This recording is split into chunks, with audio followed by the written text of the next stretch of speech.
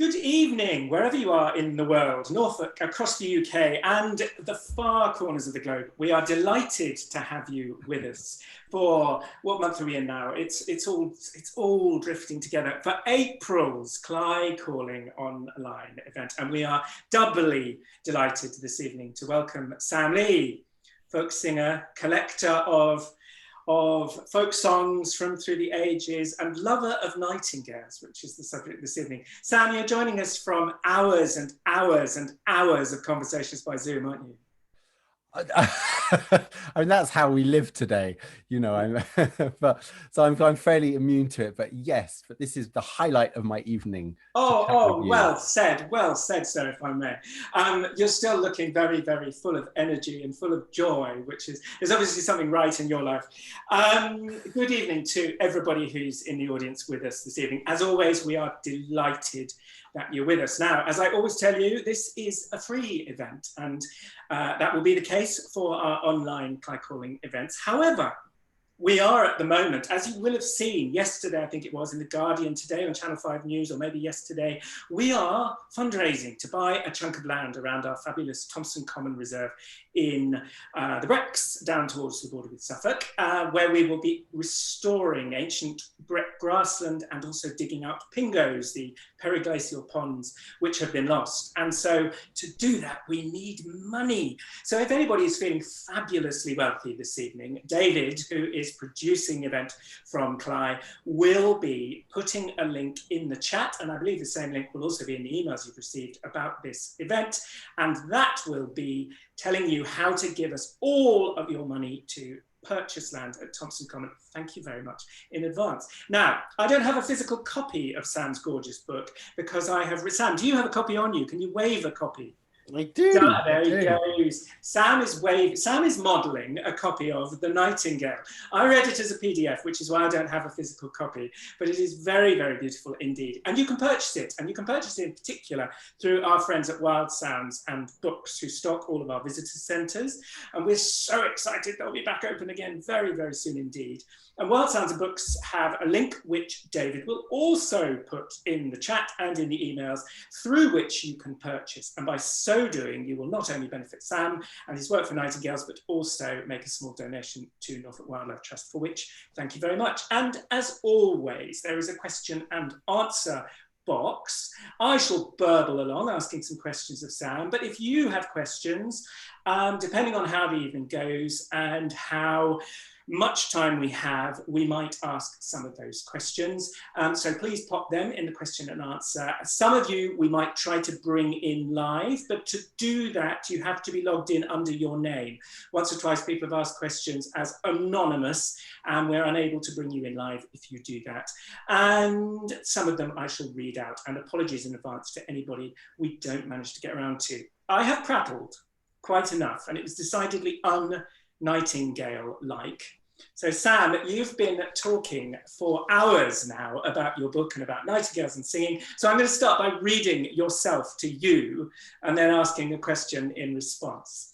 I'm firmly of the belief that a dirty childhood is a healthy childhood. If you have children of your own, brokering that opportunity for them to spend as much time as possible outdoors, unrestricted and untethered, is, I believe, a child's necessity and right. Create opportunities for your child and others to have the freedom to explore outdoors and, where possible, without the constant watchful eye of an adult. Being allowed to explore, take risks, investigate, be inquisitive of the land and develop a familiarity with the natural environment will pay off handsomely later in their lives. In whatever way you can invite this into the lives of children you know, I unreservedly encourage it. I remember nature being my best friend and closest companion while growing up, and the skills and sensitivities I learned from my time outdoors have supported and inspired me throughout my life. Now, that lovely passage, Sam, comes quite late in the book. However, it's pivotal to you and to who you are.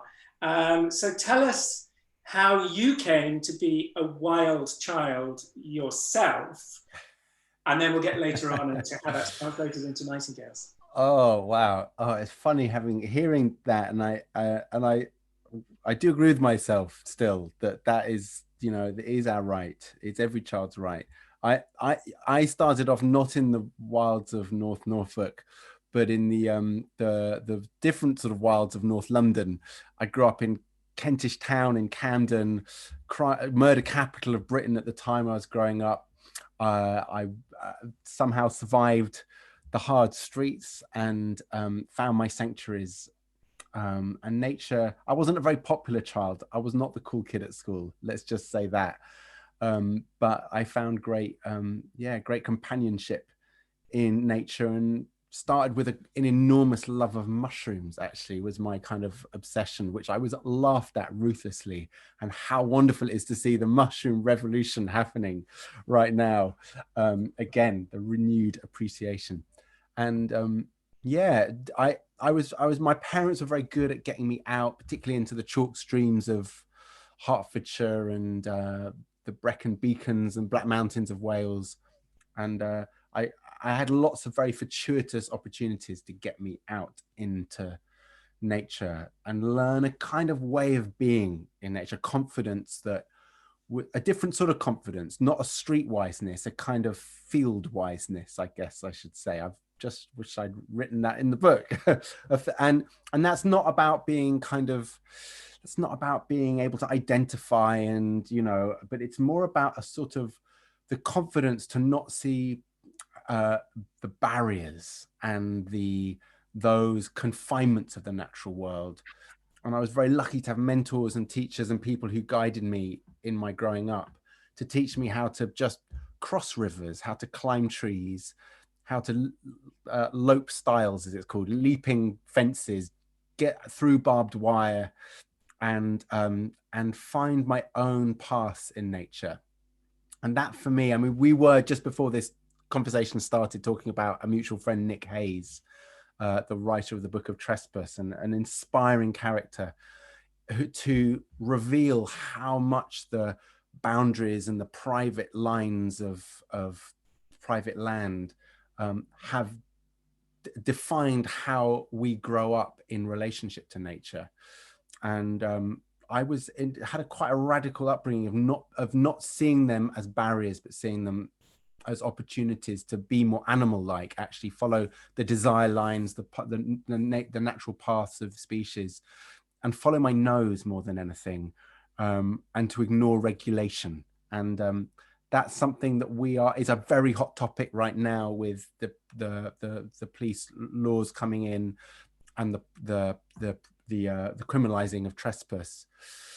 And it's really coming to the surface of about, you know, what is our right to be in nature at the moment. And it's something I feel deeply passionate about in a way that I haven't felt passionate about things ever in my life. You know, extinction, you know, and species lost, utterly heartfelt. But this is a subject that fills me with fire, absolute fire. Anyway, I'll shut up. And that, in many ways, is the end point of the book, to which we shall work. Mm-hmm. I'm now going off on a tangent, and not my prepared questions, but I'm interested in the idea of boundaries, because in fact, biologically speaking, from a very, very strictly scientific point of view, when a nightingale is singing, what it is doing is establishing a boundary, and it is saying, back off, talk to the wing. This is my place, and keep out, which is exactly what barbed wire does. It's just a different way of expressing that in landscape. Exactly, and it's not just barbed wire, but it's the barbed wire is a physical representation of hundreds of years of enclosure and brutality towards people's feeling of access. Their what that means to be out in the land. You know, it's why Clyde Marshes, the reserve, is so important, because it's a place where we can, with respect, aware of the impact we're having on the species native there, is so important. But why should we live with reserves? Why should the land not be free to roam? And why do we not have a culture of implicit understanding of what good stewardship is? That's where we started from. That's historically how we always were in a respectful encounter and passage. we've lost that because of the barbed wires that have been wrapped around us to confine us. That is all the negative expressions of our and disinterest. The worst of all is disinterest in nature, is come because of that. We're in such a sorry state. We've so imprisoned ourselves that, I mean, it's because it's becoming a very political conversation. It's good because in a way, especially towards the end, your book is very political. But let's start. I set you off later on in the book because I felt that your relationship with nature was really an axis of the whole book, and so I wanted to cover that. But the second point, obviously, the title, The Nightingale, is how you come to nightingales, and the way you write about it, it's almost like a loss of innocence, for want of a better word. It's a threshold when you encounter nightingales for the first time, and you write, there are only a few first times in our lives that we would ever retell with such unbridled wonder as our first meeting with a nightingale. You might have held hands with nature many times, but hearing the song of this bird is a rite of passage akin to your first kiss. How did nightingales come into your life, Sam Lee?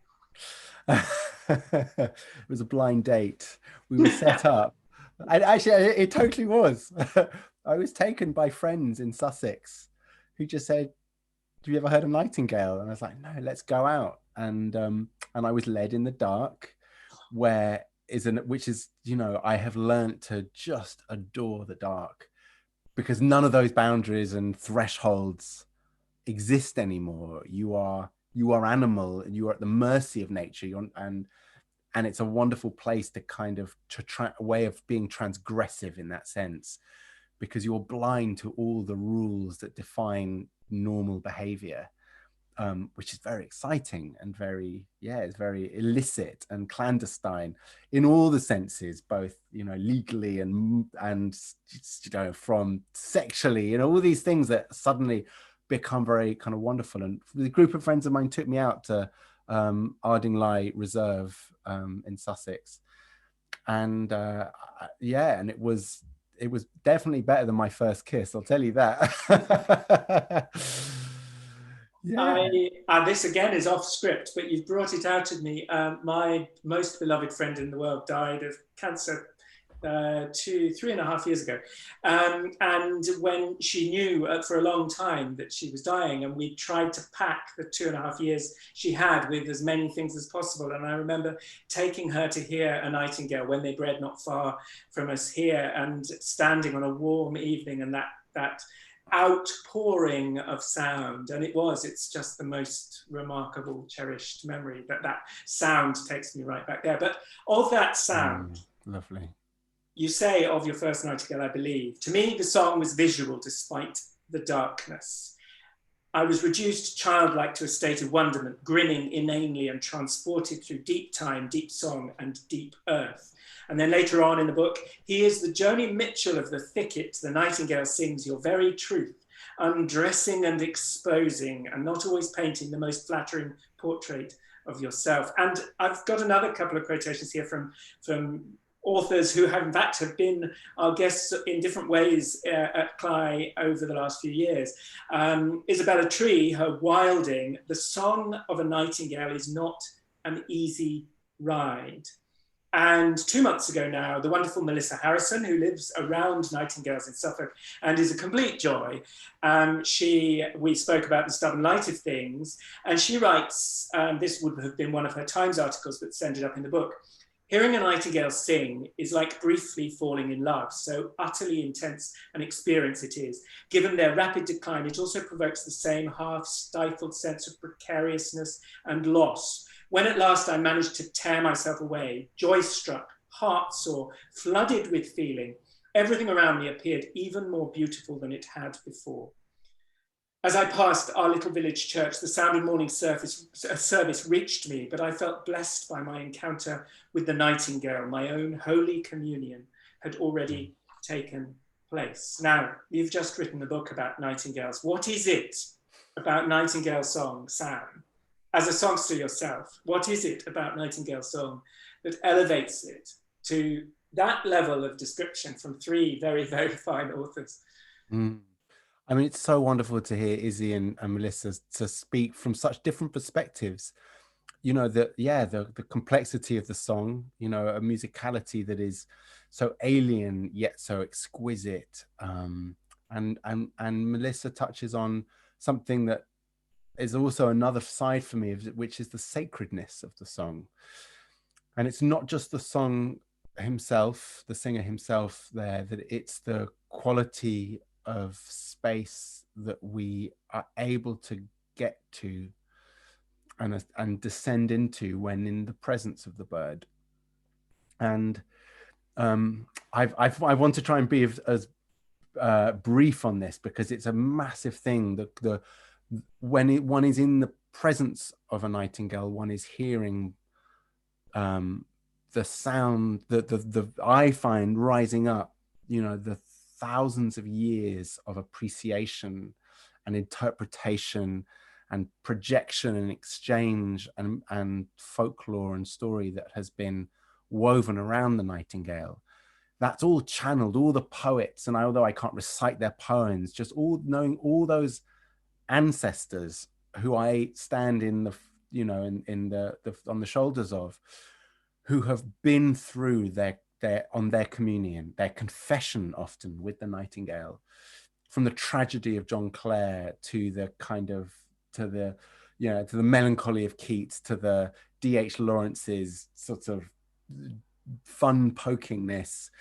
And I realized that it's a bird, he's a bird that receives us in such wonderful mirroring and openness. He carves the space out that allows us to bring so much. And as somebody who does, you know, now I spend 6 weeks living with the nightingales, almost every night there with an audience. I'm there on a repetitive basis, and every night is a different emotional experience. And I find it's like, it's a prayer. It sounds absurd saying this, but in the way that one recites or does any devotional work, what emerges in terms of what's kind of purged out or rises up, you know, these heavenly moments, these tragic moments, these, you know, my great fears, my greatest dreams, they all start to surface with the nightingale. And that's taken years of practice, of being, you know, of visitation. But so many things, and sometimes the nightingale song is grating and ugly and kind of banal, and other times it's just, you know, it makes me want to weep. Yeah, I always find, I just want to say, in respect of you're recounting your really kind of beautiful experience with your friend, and I find the moment at the end of the season when I leave the thicket for the last time, knowing I'm not going back the next night and saying goodbye, it's always a really, really hard moment for me, actually, when I'm leading the group and I'm there at the front with everyone behind me, so they can't, and it always happens that there's that point where I step out of the auditorium, that threshold line where the song is really pulsing in your ears to where it's just in the sound space, and always leaving that, passing that boundary is the moment where I burst into tears. And it's like, that's the farewell, because I'm saying goodbye to those birds. May never hear that bird again, that song which I've become so familiar with, that individual bird. It's a very emotional experience. I almost wonder, you brought me to something that I had in my mind and I didn't write down to ask you, but I almost wonder, reading your book, we now know, we wouldn't have known this through centuries, except of course people who had an intimate relationship with individual nightingales would have known, oh, he hasn't come back this year, because you know the song of an individual nightingale, and you know his repertoire, and you know his song period, and so on. But we now know factually from ringing and other studies that they really realistically only sing for 2 seasons max. I wonder whether there's almost a James Dean, Heath Ledger kind of quality of those whom the gods love. They vanish, they disappear into nothing. Yeah. Sing loud, die young. Yeah, absolutely. Yeah. Totally. I completely agree with that 100%. They are, you know, they are the, like, of the 27 Club. They are the great rock and roll stars. Yeah. And, you know, on an even more tragic level, the ones that sing all through the season are the ones that ain't getting it. Yeah.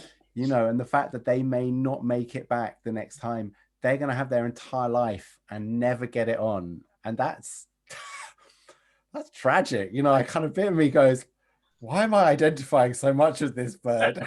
Has lockdown been that bad? I couldn't possibly say.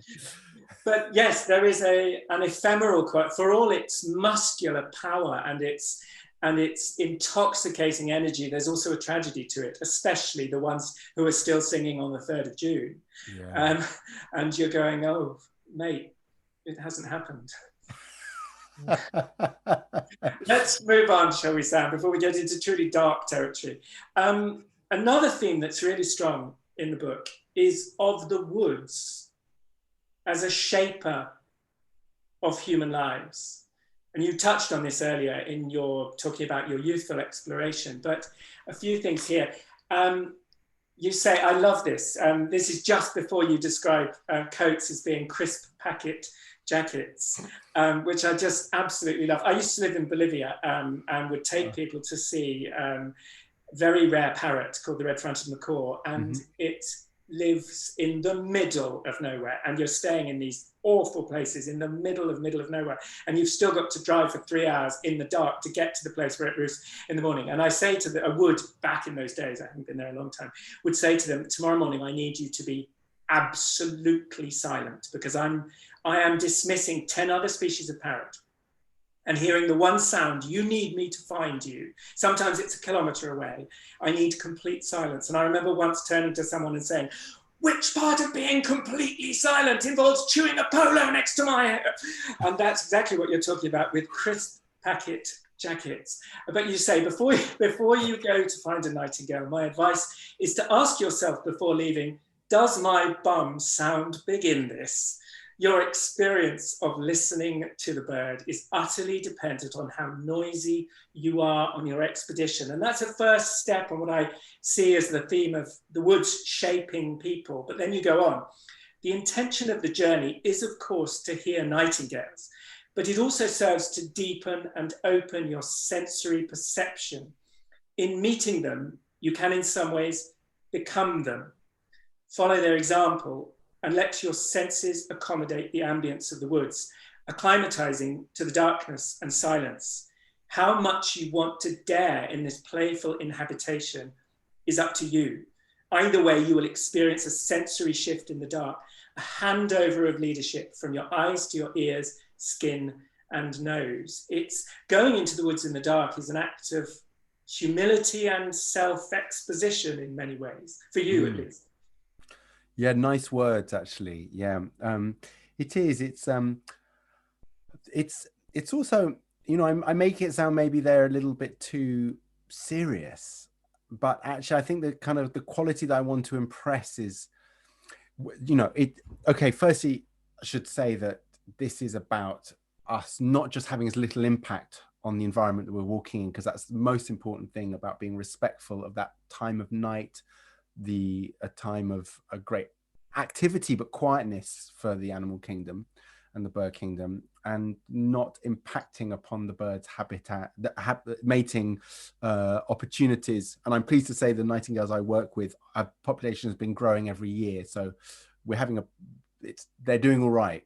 But that it's going to meet the nightingale is this wonderful opportunity for people to let go of a lot of the sensory deprivation that we just live in, because we're a species that has learned to filter out the noise of the world, which is why when we go out in our, you know, 300-pound Gore-Tex crisp packet jackets, we're actually not aware of it, because we're not aware that we're broadcasting so much noise. So by bringing attention to my guests into the way we move, the way we open, and we do a few little very simple exercises that come from nature connection practice about how to just soften ourselves. Not only does it make us more sensorially aware, it also kind of makes us more childlike and more playful. And this is the thing, we're entering into the theater of this journey. And it's like, you know, when you're with children, you're like, we're going on a bear hunt, and you drop down and you kind of suddenly become all kind of creeping around on your toes. That's we're taking on a behavior that is maybe it's a sort of, you know, a pantomime version of, but actually of how we would move if we were trying to be the stalker, the hunter, the, you know, the invisible human, and or just the silent passenger. And these are fantasy ideas, but actually they're about us being more powerful. And these are our superpowers. We have these superpower hearings, as you were saying, and these eyes that can see incredibly well in the dark, despite what we think we're totally blind, and our hearing that can stretch for kilometers, well, for a kilometer into the forest to hear the movements. We can create these sonic imagery, like, you know, like echolocation, and we can know the plants we're passing by the smell of what, you know, the volatiles and the compounds that are being released at night from where we're stepping. All this information that we usually shut off because we're so like focused on in our eyes to our little screens, and, you know, that we forget that we are sensory beings. And to be sensory beings, you just have to kind of like shake it out and just like be reminded, you know, just go through the motions. And that preparation is means that when we get to the bird, we're not just kind of rocking up and going and sitting down and going, okay, entertain us. That we are going with a sense of like, you know, we have come to hear you, master. and it's, you know, and it's silly, and I am silly about it, although I'm deeply pious and, you know, arrogant and like scathing and of, you know, the noisy lot and people who don't care or get it. But actually I'm aware that we're all, you know, as participants in these experiences, as a guide, we all are coming with, you know, a lot to shed, and myself included, my own internal noise. And that's why even on the nights, if the Nightingale doesn't really do much singing, it's still an extraordinary experience. It's still that sense of permission that we have to walk in the dark without torches, silently. It's just like, it's joyful. It's really fun. It's naughty.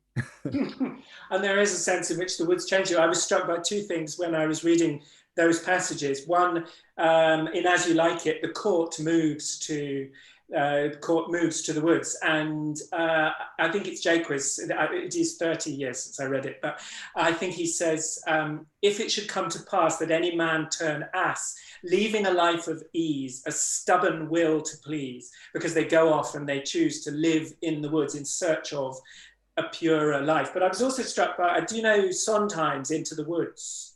I don't, and I must. It's extraordinary. And the baker and his wife have a duet when they realize they do love each other after they've gone into the woods to make a potion and so on. And she says to him, you've changed, you're daring, you're different in the woods, more sure, more sharing, you're getting us through the woods. If you could see, you're not the man who started, and much more open-hearted than I knew you to be. And it just came to me as I was reading. I think, yeah, you must look it up. It's very beautiful. Right, on to performance with nightingales. And this first begins really for you with Beatrice Harrison. Tell us, I won't read to you just yet, tell us about Beatrice Harrison, because she's fundamental to our relationship with nightingales, and in particular yours. She is. I mean, what a dame. I mean, like, I you know, one of those, like, who would you like to have at your dream dinner party? I'd probably like to have Beatrice Harrison. She sounds like a wild and raucous human, you know, libertarian. Wild. I mean, I'm looking at the portrait of your great grandmother there behind you. Your grandmother, and I wonder if your grandmother might have been a little bit of a Beatrice Harrison type figure, actually. She was quite a character. Quite a character, okay. And she was, you know, a belle of the ball. She was a socialite and a kind of socialist as well. Very, you know, women's rights campaigner, muse of Elgar, and dearly beloved kind of classical star. She represents for Britain our kind of apocryphal tale of of making music with nightingales, a relationship that exists across the world, actually, the Northern Hemisphere in the nightingale's habitat, of how musicians went to receive teaching from the bird and learning. And hers was wonderfully British, wonderfully kind of like Instagram generation of being like, you know, she went viral, you know, she's the first sensation of, you know, nature, kind of, you know, nature and media. She convinced the BBC, who was only 3 years old in 1924, to do a like to go and broadcast her live outside. And BBC radio never broadcast outside of the studio, but the technology was just coming in to do that sort of thing. And they're using the telephone exchange, and about a mile of cable went to her home in Foyle Riding in Oxted, Surrey, which I was Google mapping yesterday. So I thought, I've never been, where is it? So I was doing like that street view, trying to find her home. It's all kind of Barratt homes and then millionaire palaces there. I doubt there are any nightingales left. if they are, they're very rich nightingales. She got them. She convinced Lord Reith to do it. He poo-pooed the idea, thought it was absurd, but they convinced him that it should be done. And 19th of May 1924, they did this first live broadcast. They broke the concert of the evening concert and stopped it in middle of the show. Went, we're now going to Surrey. They never do that on Radio 3, and broadcast this, her improvising and playing some pieces. We don't have the recordings of that first one. We have later recordings made of the same experience, because it was repeated every year.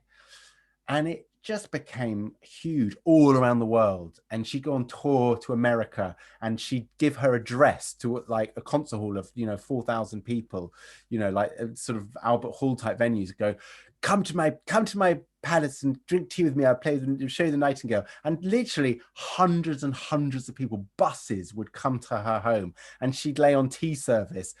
Kids from the inner city, American tourists would come over in their boatloads to come and see it, all times of year when nightingales weren't singing, obviously, because they would get it all wrong. It's just like, she sounds like a fabulous woman. I want to be her. I want to have a big estate with a nightingale, and just like open access, come and bring a bottle and I'll lay on the cake. I mean, how I want to grow up. Well, you are a long way along that path, because you are. And my next question is about your duetting with nightingales, but I'm going to go off on another tangent. You're drawing out all the questions I thought I wasn't going to ask. I'm interested. We're now going to jump on to Sam Lee, the folk singer, because of course Sam Lee, the folk singer, and Sam Lee, the lover and fighter for nightingales, are the same, and there's a strong metaphor of fighting for them both that goes, and both of them potentially dying, that we'll come to.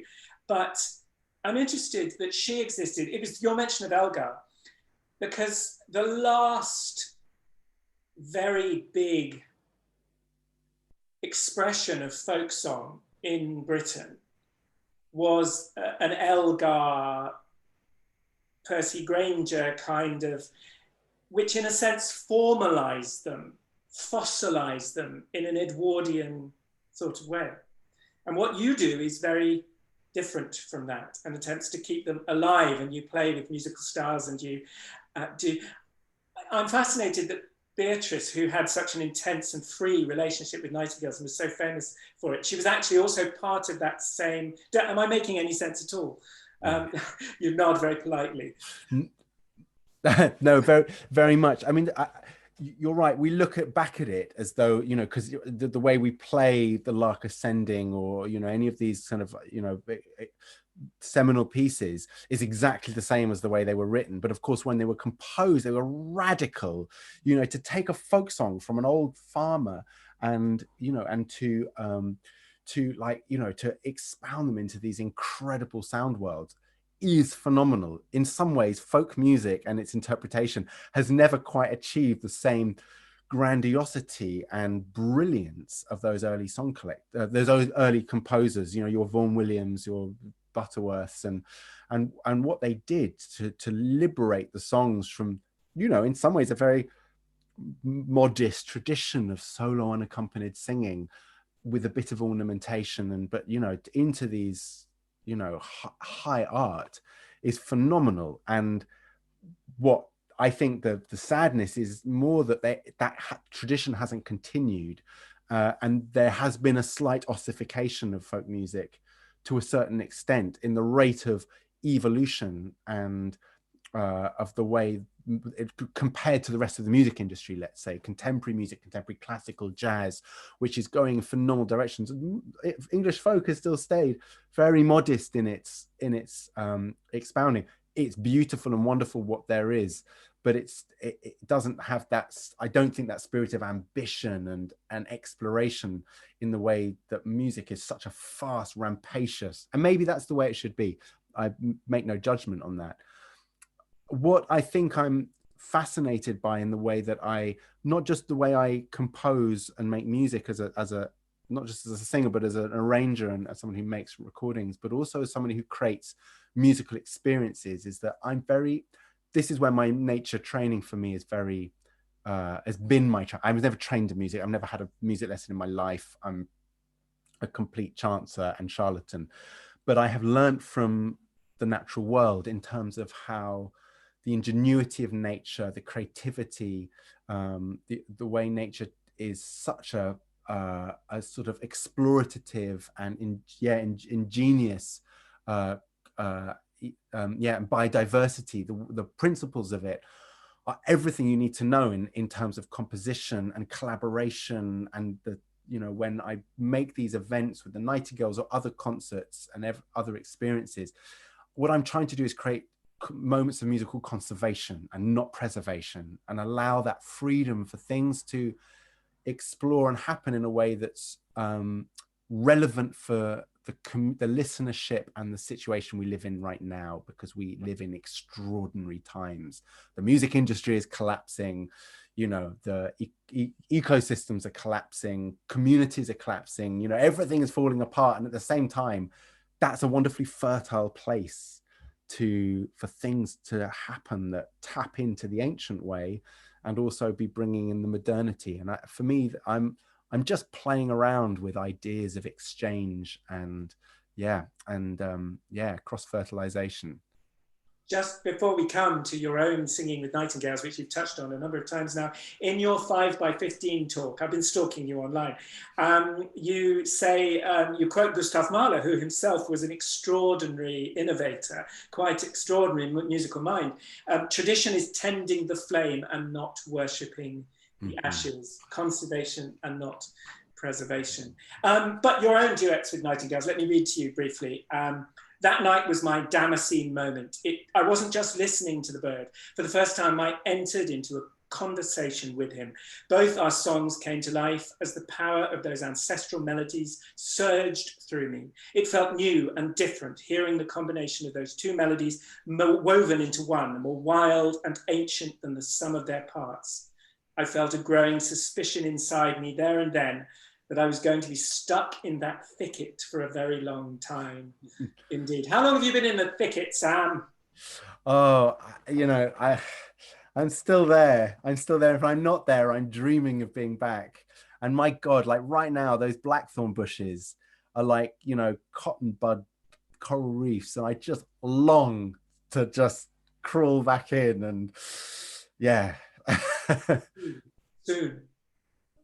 I will. To visit by yourself.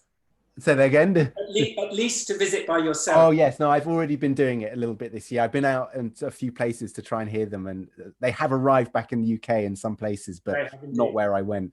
But that moment of of first hearing, because I think the amazing thing is that I'd been singing about nightingales for years in these folk songs, and I sort of had this idea of them. And then when singing with them, it was kind of like they were singing the folk song with me. And although we were doing it in a different language, it was the same song. And I also had that, because I'd heard nightingales for many years, but I never sang with them. It was always you listen to the mass, but you never play, interrupt.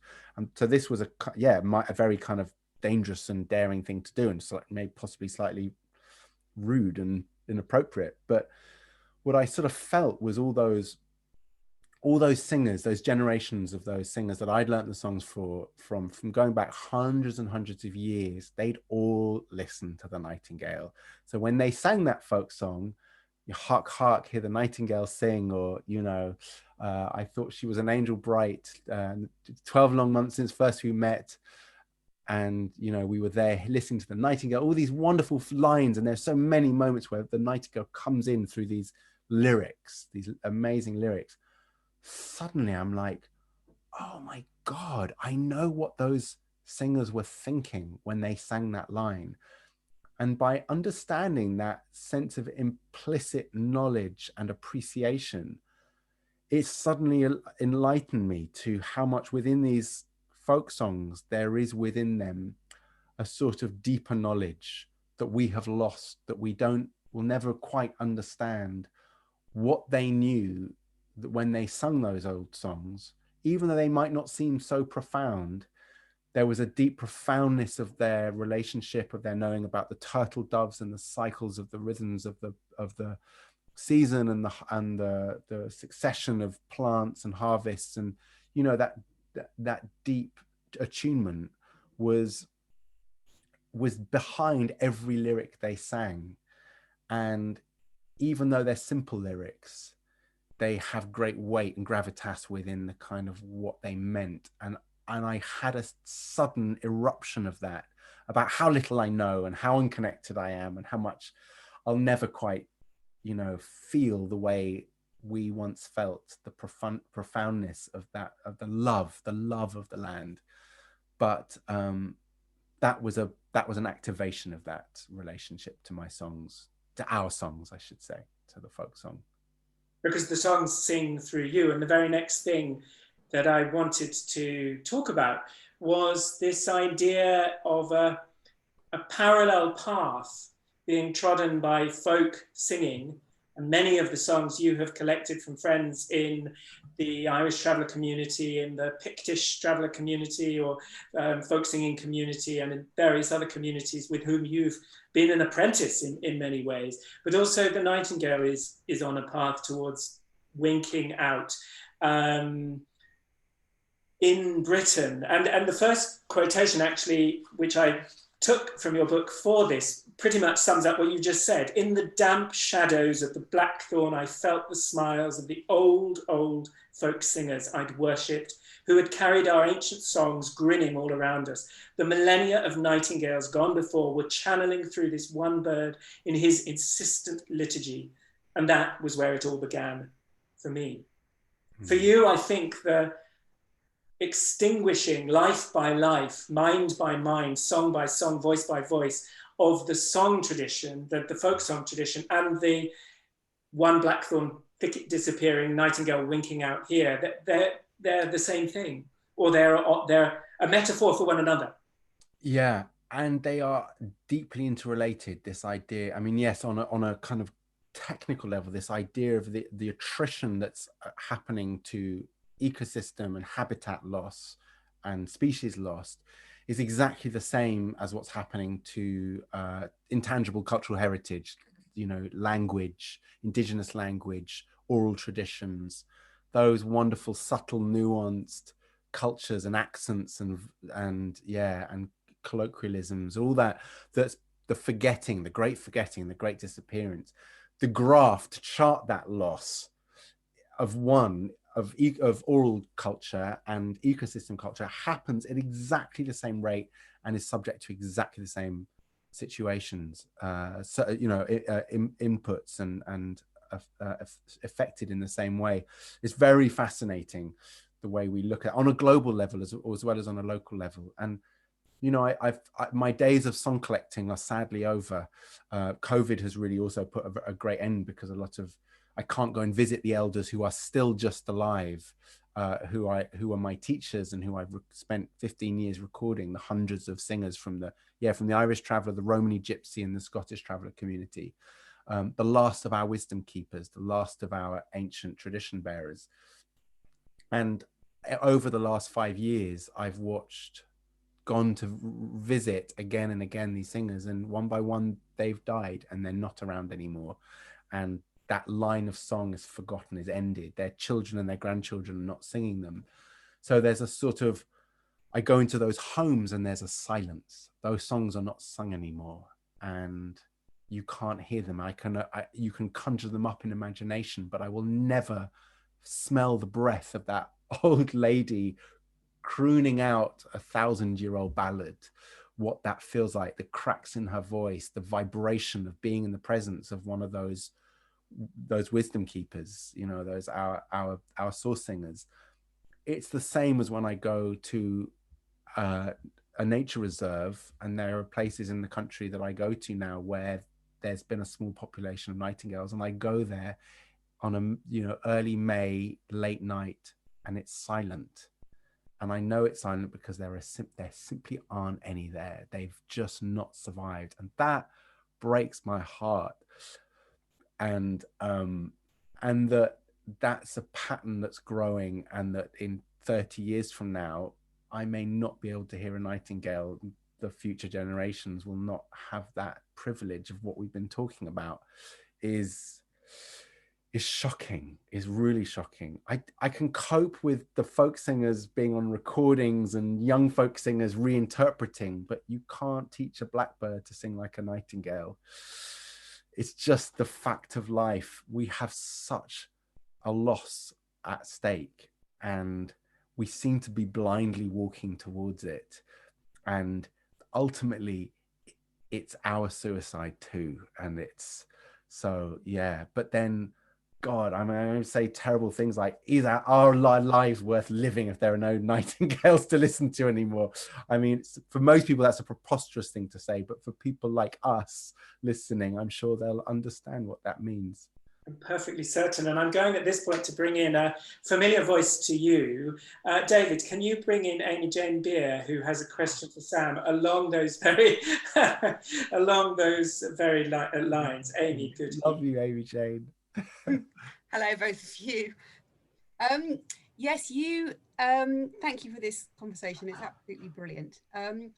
You have me thinking about Bertolt Brecht's line, "In the dark times will they be singing? Yes, they will be singing about the dark times." And I know, Sam, you're a fan of the dark, but there are other darknesses now, as you alluded to, really.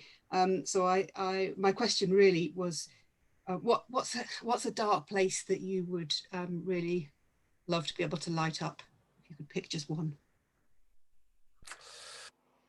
Oh,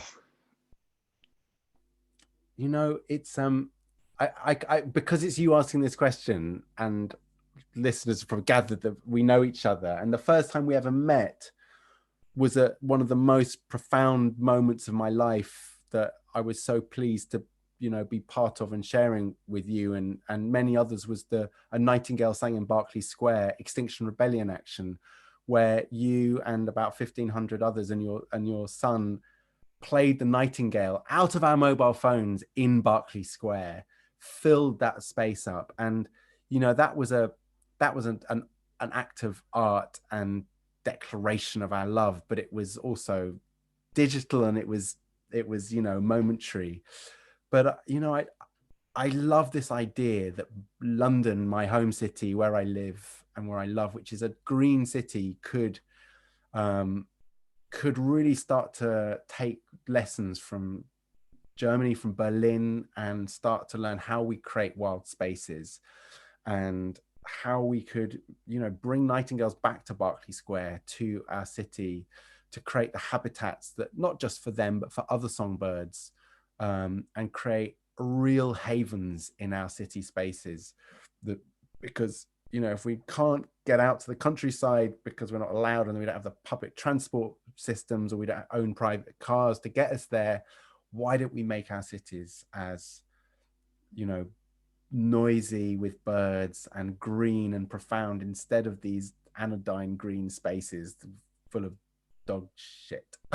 Do you know what I mean? It's like, can't we be more bold and visionary in how we want to bring the wildness, the wilderness, into our, you know, our homes and around us, and, you know, create messiness and create disorder and decay and bring life back into our cities. That's maybe the best answer I can give. I'm going to pick up there with an incredibly cheap segue to the fact that this is exactly what we at the Wildlife Trust are attempting to do. And we have a new campaign at the moment called 30 by 30, where we are campaigning for 30% of land and sea to be protected and revitalized and rejuvenated and made available to people for the exploration of wildlife by 2030. And to do this, we need to raise £30 million. And one of the flagship projects, here's my cheap segue, I'm sorry, is our Thompson Common restoration, which you'll have heard about in the news in the last couple of days. So if we do have if any of you are closet millionaires and you're teetering on the brink of making a donation, the link is available in the chat, and Nightingales in the Breaks will be very grateful to you for your... Can I also do a shout out with an organization that I'm greatly fond of, which is Wild East, and which is a gathering, if I get it correctly, of landowners across East Anglia to donate 20% of their land to rewilding, nature restoration. And what a wonderful and way that actually, if we can't raise the money, if we can't give our money, let's give us what space we have, what land we have, and to collectively create that mosaic. Yeah. Which is the fundamental challenge of our lives, really, is to put back the wild where we have obliterated it, where we have removed it, where we have killed it, where we have punished it and poisoned it. The challenge of our lives is to recognize this enormous societal error of our ways and create a new truth. And that's really the last theme that I wanted to ask you about, because in the same way, Sam, as you, there's a metaphor of declining nightingales and their habitat and declining masters of folk singing and their traditions. Then at the end, fierce Sam comes out. Sam, who's reduced to tears by the thought that the nightingale might wink out as a British bird in your lifetime, becomes an angry Sam, an activist Sam, a doing Sam. And there are some very powerful moments. There's an encounter with travellers in Great Ormond Street, which I won't give away too much detail, but it's immensely, immensely powerful. Both as a singer and also now as an activist. The book ends with you on a very positive and fierce note. Let's cover singing first. Just my observation of having listened to you a lot in the last few weeks. You're singing songs which are ancient, in some cases datively ancient, back 1,000 years. And yet you sing them with calypso rhythms. You introduce didgeridoos, you introduce Mongolian throat singing. If ever we have time, remind me about the time a long-eared hedgehog bit me in the Gobi, in the north of the Gobi, on being disturbed by Mongolian singers. But that's a story for that. But your music it is not a dead thing. The people who taught you may now be dead, but their music lives and it grows. And that's very important for your environmental vision too. But first respond to that as a musician. Well, yeah, I mean, in some ways you quoted my most loved Mahler quote, "The tradition is tending the flame and not worshipping the ashes." And I think that says everything I can say about what that means, you know, and I work in response to, you know, a material that is about that flame being passed on. And for me, you know, it's how can I, you know, in not a destructive way or a disrespectful way of the music, throw as much petrol onto my art and make it burn as bright as possible and as, you know, as beautifully as possible, because I'm working with something really interesting at the moment. And I kind of mentioned it earlier, but that you know, that the purpose of what folk songs meant to that farmer or that traveler that I learnt it from is totally different. I live in a completely different world. I live in a digital age of globalization and modernity. And, you know, what does a folk song mean for today? So my quest is to find ways of sonically restoring, repackaging. It's a kind of like, you know, it's like a sort of, yeah, I'm not reenacting, I'm reappropriating this music, sometimes quite heavily by lyrically readjusting old texts into or, you know, making them bringing a kind of, you know, a relevance for them today. How do I do that to try and like play the system? That's what I'm trying to do. I'm trying to play. I want them on Radio 6. I want them on Radio 2. I want to make them successful, commercial, not because I want to make money and be famous. That would be great, and often is really not as much fun as I thought it would, and has brought misery and no, you know, it's not about that. It's not about the ego. It's about the power of these for a new generation, about thriving and not just surviving. Folk song has survived for too long. It has to grow, and it has to be a leader in the way that other countries in Europe and around the world. Look at Scandinavia, and folk music is like the cutting edge, you know, and it's combining with all sorts of different art forms, and it's really like, you know, it's not just a cutting edge, it's the bleeding edge of music, and it's where like the real master musicians are expressing themselves, and it's at the forefront. That's how folk music in this country should be, because it has such a powerful message in it, not just about nature protection, but about what being human means at a time where our morals and our conduct and our behavior towards each other and the wider world, you know, we live in an age of such corruption that the folk songs just tell it like it is and speak to us in a sense of like, who are you? Why are you here? What do we have to do? And I'd be a much more appalling human being if I hadn't listened and sung these songs. So that's why I'm trying to keep them alive, because they hold such wisdom. Yeah. If anyone who is listening isn't familiar with Sam's singing with nightingales, please visit last year's recordings done during lockdown.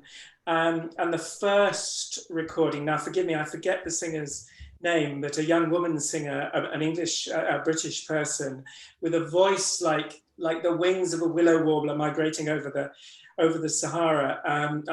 There is the link. And she sings not just with Nightingale, but also with this extraordinary clattering of marsh frogs. And it is a thing, and a string instrument that sounds like a lute, but I wasn't sure what she was playing or singing to, but it's just heaven. And it is so alive, and it is so vibrantly full of energy and joy and beauty. It was what the world needed at the start of the coronavirus pandemic. So please, I believe Sam's just put the link. Did you just put the link? So I've just put a couple of links to sing with nightingales, but also the YouTube of the Earth Day broadcast we did. And I mean, there's a couple of things I'll say. This year, we're doing both the live events, the events in person in field, COVID safe ones that sadly we're not allowed to have musicians, but we'll be doing a different kind of experience, and ones with musicians from May 19th onwards, when the tier system changes. But we're also doing lots of online broadcasts on the homecoming, the welcoming them home. And this is my call out to you all, that the homecoming on the 14th, it's next week, members of the public are sending in their poems or pieces of music or writings of their own, or just letters of love that they'd like to be read out. They will send us, just put it out on social media, and we will take that recording and play it with the Nightingales on one of their first nights of singing. And then on Earth Day, we have incredible array of wonderful musicians doing that same live stream. And then we have lots of writers, including, I think, Amy Jane and others, some phenomenal people who will be reading some of their poetry and some classic poems and writings with the Nightingale on International Dawn Chorus Day. But what I will say on that is that the great thrill of these experiences, I get to pick musicians who's never been out into the woods at night and play with birds or anything like it, and take them into that realm and rewild those musicians to give them that experience of what improvising with another species is. And that for me is the music is such a powerful tool for social change. So by working with those musicians to give them a sense of what we've been talking about, the experience, and actually how music can be so inspired by nature on such a visceral level. For me, is a really, night by night, every musician goes through a transfer. They're never the same. Some musicians say it's the greatest musical experience of their entire career and life. And that's always a really wonderful thing, that, you know, that this bird is such a great teacher for us. But why has nature stopped being a teacher for us? Why aren't we learning to play in accordance? And, you know, that happens naturally in so many traditions, ancient traditions and contemporary ones around the world. Let's reinvigorate our British relationship with music and nature. The arts has used nature as muse forever. Why is that stopped? So this is a great cause for me, where the fire and the excitement of nature coming back into the arts in that respect could be so powerful.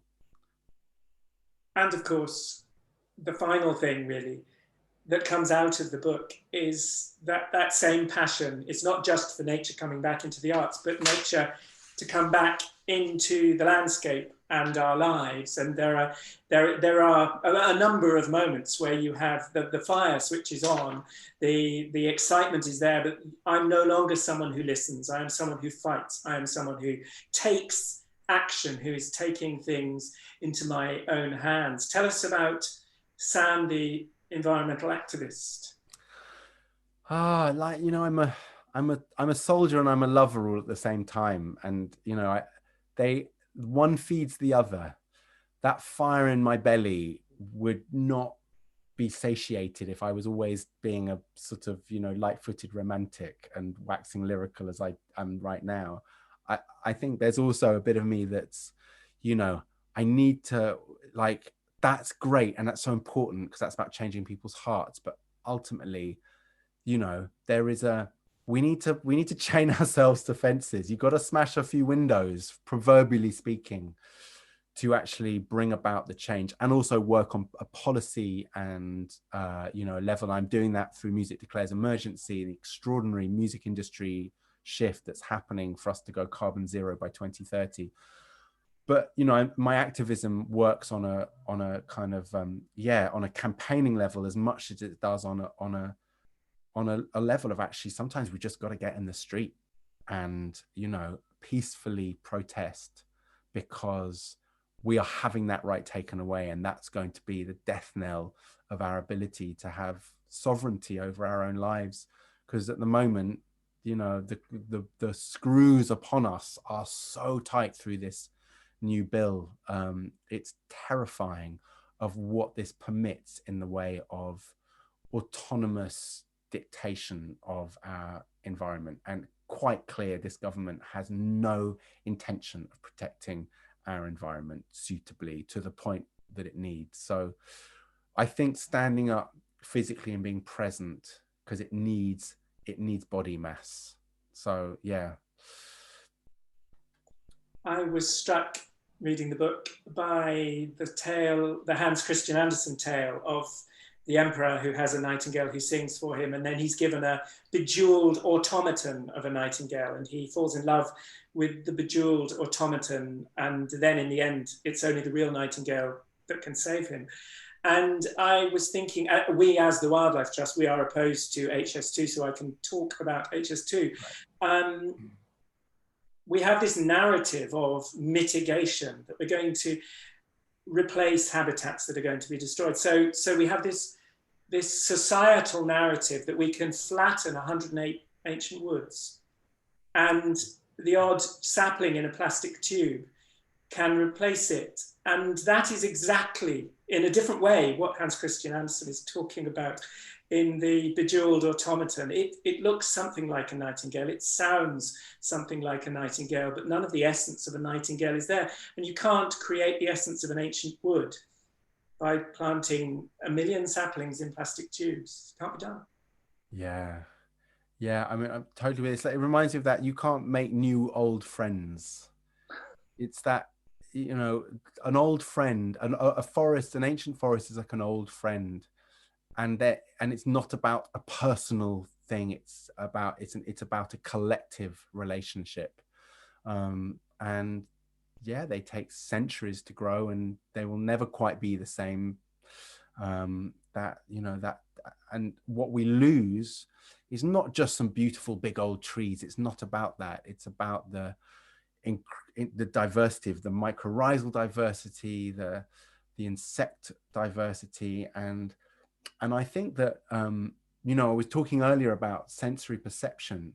You know, I know the difference of being in a healthy biodiverse wood, like where we do the Nightingale events in our secret location in Sussex, because I can smell the difference. I can hear the difference in the way the forest breathes, and you know, you can hear that richness, you can feel that vibration. And when you go into a kind of, you know, a young wood, it's wonderful and it's beautiful and I love being around, but it's surface level. There, it's like, you know, it's like Facebook friends. You don't really know them very well, and it's the difference between, you know, those long hours one spends in the company of somebody who knows you inside out and you know inside out. That's what being in an ancient forest is for me.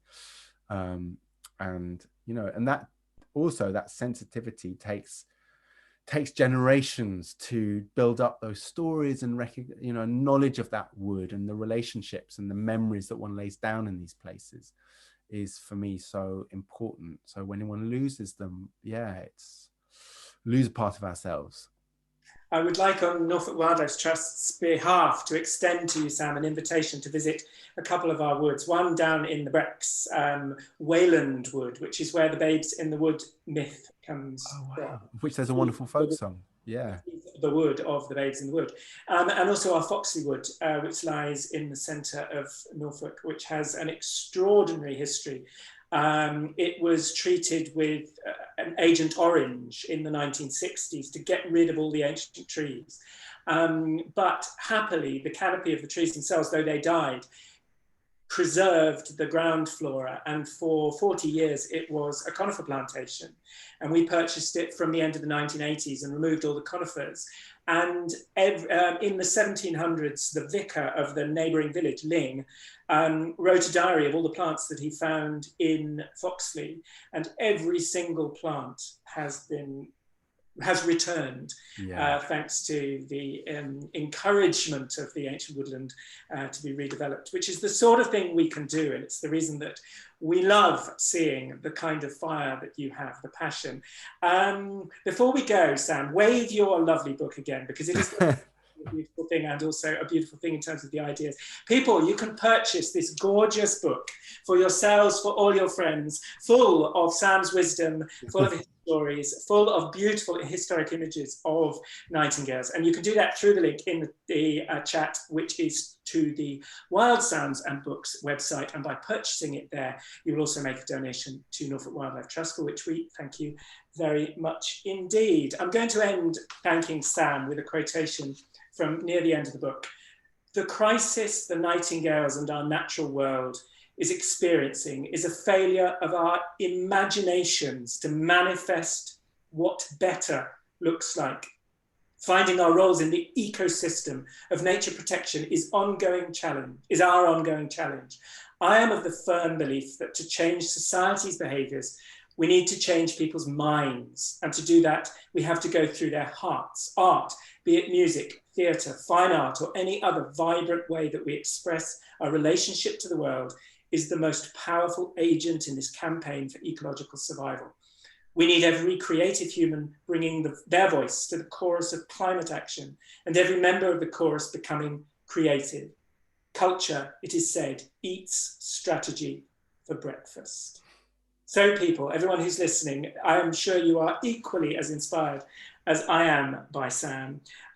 Go out, all of you, become warriors for wildlife, in as much as you aren't already. And please, please buy his beautiful book and support the work that he's doing. Sam Lee, thank you very, very much for joining us this evening after a marathon day of chats. Thank you so much. It's been absolute joy to chat with you. And thanks to all you listeners out there. I haven't seen any of your faces, I'm sad, but it's been such a pleasure to share these stories with you. Thank you, Nick, as well, for being a very wonderful host. It's been super having you along. Now, if I can now skip on to our next event, apologies to Sam, who is still here with us. But next month, I believe it's the 13th of, what is next month? May. We're joined by Professor Dave Goulson, who is just publishing a book on gardening for bumblebees. He's one of the most eminent academics on meadows and on the insects that live in them, particularly bees. And we are delighted to be speaking to him next month. But for now, a huge thank you to Sam Lee. Thank you to all of you who have joined us this evening.